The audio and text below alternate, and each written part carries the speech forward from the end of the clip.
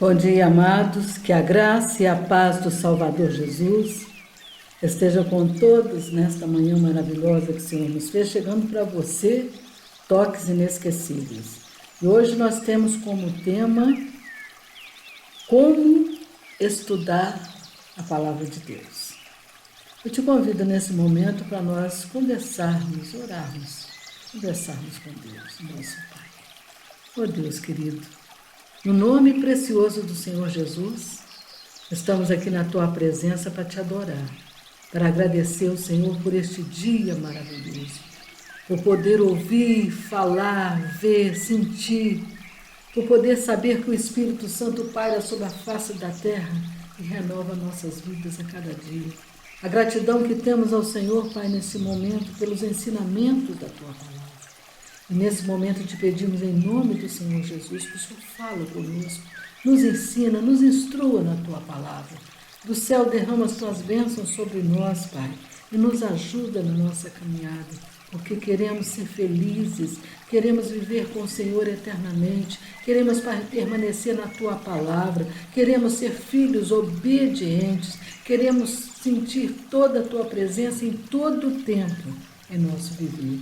Por isso nós te clamamos, perdoa os nossos pecados, limpa-nos através da Tua palavra, purifica o nosso coração, dá-nos uma mente pura, uma mente de Cristo, Senhor, renova-nos a cada dia, abençoa todos os nossos familiares, Senhor, os nossos vizinhos, as famílias, especialmente aqui de Laranjal, Minas Gerais, Brasil e o mundo, Pai, todos aqueles homens de boa vontade, que sejam alcançados através dessa simples e singela palavra, no nome santo, amado e precioso do Senhor Jesus.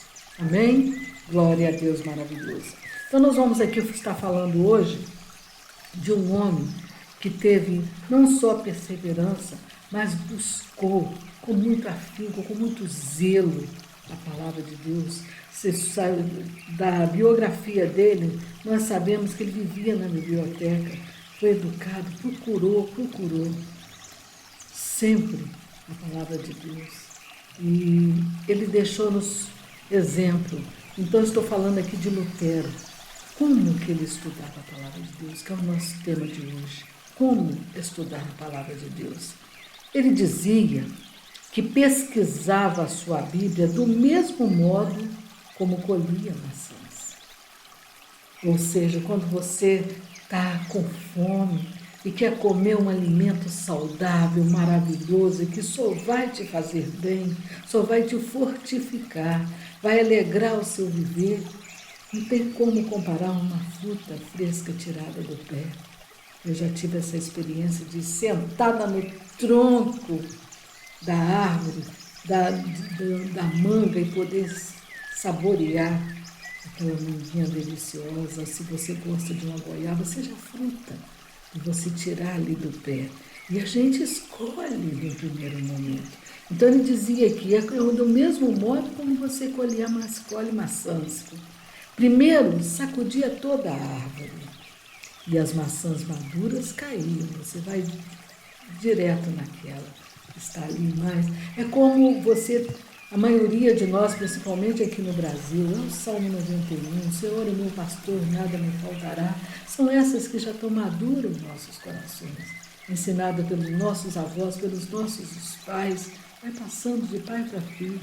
É como aquela pequena oração, com Deus me deito, com Deus me levanto, com a graça de Deus, divino Espírito Santo. Então são palavras, são maçãs, são frutas que já estão maduras. E depois, ele subia a árvore e sacudia cada galho. Aí ele já ia procurar, por conta própria, cada capítulo, cada versículo, cada livro da Bíblia. São 66, do Antigo ao Novo Testamento. Então, ele sacudia cada galho. Depois, cada ramo, ou seja, cada capítulo. E, finalmente, cada folha, cada estrofe, cada texto. Desta maneira, colhia todos os frutos em condições de serem colhidos. Devemos examinar as Escrituras como um todo, sacudindo toda a árvore. Poderíamos ler tão depressa como leríamos outro livro e Então, sacudir cada galho e estudar livro após livro.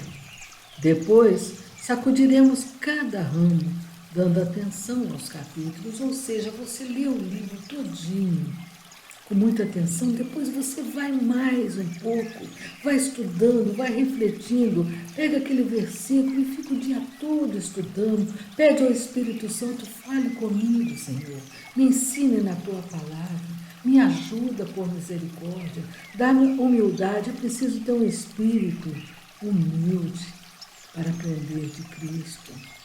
Sejam humildes, o Senhor no sermão ele fala, aqueles que têm um espírito humilde para aprender. Então, poderíamos ler tão depressa como leríamos outro livro, e então sacudir cada galho e estudar livro por livro. Depois sacudiremos cada ramo, dando atenção aos capítulos, quando eles não quebrarem o sentido, para não mudar o sentido das coisas e a pessoa pregar uma palavra errada. Trocar as coisas, então tem que botar sentido nisso. Finalmente balançaremos cada folha com um cuidadoso estudo de parágrafos e frases e seremos fatalmente recompensados se atentarmos para cada folha com a investigação do significado das palavras. Amém? Investigação. Porque muitas vezes a gente não entende o significado, então você vai perder tempo. Você precisa, ter um dicionário, ter várias Bíblias para comparar os textos.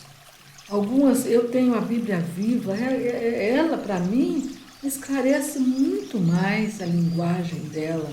Tem a linguagem de hoje, então você procura. Eu tenho um professor, estava me lembrando lá do curso de teologia, lá, bacharel de teologia, lá em Niterói, Seminário Teológico Batista de Niterói, o pastor e professor Marcelo. Ele nos ensinava dessa forma, façam isso.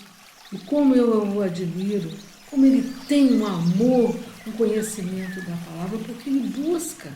E busca atento, ele procura, quando ele não entende o significado, ele vai ali procurar, comparando texto com texto, e você vai vendo, vai conhecendo a mente de Cristo. Quem conhece ele conhece a nossa mente, nós não vamos ter a capacidade de conhecer o nosso Pai mais de perto, sentir o perfume de Cristo. É dessa maneira. Assim eu estava falando, assim, o Zé Carlos, é assim que nós aprendemos como o filho fica atento nas palavras do pai. Ele ensinando-nos na primeira infância, então é fantástico. Quantas perguntas a criança faz, e o pai ali vai respondendo, vai ensinando a criança, e nunca mais ela esquece. Assim devemos ser com a palavra. Perguntar, pedir ao Senhor, mas esperar que Ele nos fale, e é através da palavra que o Senhor fala conosco. Muitas pessoas perguntam, puxa, meu Deus está em silêncio, Deus não fala comigo. Você não, o que Ele deixou para nós. Ele já deixou para nós. Então é preciso que nós venhamos aqui buscar o entendimento da palavra. O que o Senhor nos ensina, Ele fala sobre tudo. E Ele nos deixa assim bem claros. Amém? Aqui, ó, a responsabilidade dos pais na educação dos filhos. Esse texto sagrado revela a preocupação divina com a instrução dos nossos filhos na sua palavra. O próprio Deus elegeu os pais como os primeiros educadores dos filhos. De certa forma, os nossos primeiros professores são os nossos próprios pais. São os pais que contribuem para a formação do caráter de seus filhos e ensinam-lhes o necessário até que saibam caminhar sozinhos. Deuteronômio 6, versículos 6 e 8. Olha que maravilha aqui. Deuteronômio 6, versículo de 6 ao versículo 8, está escrito aqui. Capítulo 6 de Deuteronômio. E estas palavras que hoje te ordeno estarão no teu coração. E as intimarás, isso aqui é intimar mesmo, intimarás a teus filhos e delas falarás assentado em tua casa e andando pelo caminho e deitando-te e levantando-te. Todo o tempo a criança está ali e você está ensinando. Também as atarás por sinal na tua mão e te serão por testeiras entre os teus olhos. Glória a Deus, sempre aqui, ó, diante dos teus olhos. E as escreverás nos umbrais de tua casa e nas tuas portas. Amém? Em todo o tempo. A importância da educação infantil nas Escrituras. O sábio Salomão tinha consciência da importância de os pais atuarem como professores dos seus filhos. Ele diz: instrui o menino no caminho que deve andar, e até quando envelhecer, não se desviará dele. Está lá em Provérbios 22, 6. O mesmo Salomão, que se tornou um sinônimo de sabedoria, reconheceu a importância dos seus pais em sua formação espiritual e intelectual. Porque, entre aspas, Salomão falando, porque eu era filho de meu pai, Davi, né? Tenro e único em estima diante de minha mãe, Abigail. Ele ensinava-me e dizia-me: retém as minhas palavras no teu coração, guarda os meus mandamentos e vive. Adquire a sabedoria, adquire a inteligência e não te esqueças, nem te apartes das palavras da minha boca. Provérbios 4, versículos de 3 a 5.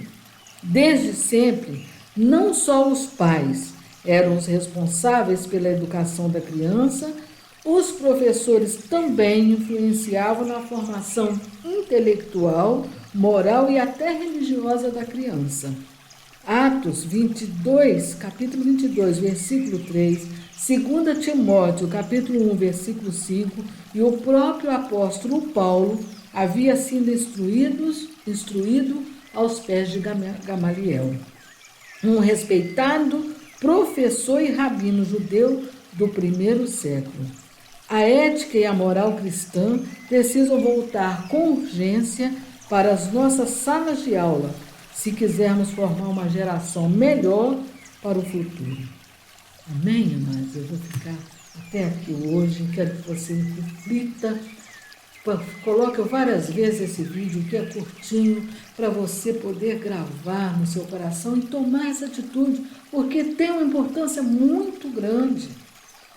Não foi de qualquer maneira, sem motivo. Deus nos ensinou isso porque Ele tem algo maravilhoso para nós. Nós só herdaremos o reino do céu se nós tivermos conhecimento da sua palavra. Aquele que não sabe ler, o Senhor fala é pelo ouvir. E ouvir o quê? Ouvir a palavra de Deus. Então não vai ter desculpa, você precisa ter conhecimento para depois você tomar uma decisão do que você realmente quer na sua vida. Mas primeiro você precisa ter o conhecimento, para você fazer a sua escolha. Amém? Que o grande amor de Deus, que a graça maravilhosa do nosso Senhor e Salvador Jesus Cristo, que as doces consolações do Espírito Santo estejam com todo o povo de Deus na face da terra, e o povo de Deus possa dizer amém. Que o Senhor te abençoe e te guarde. Que o Senhor faça resplandecer o seu rosto sobre ti e te conceda a graça. Que o Senhor volte para ti o seu rosto e te dê a paz. Um abraço bem apertado, um beijo no seu coração. Como estudar a palavra de Deus? Reflita, em nome de Jesus, e depois eu vou gravar outro vídeo mais tarde, se Deus quiser. Um beijão para você.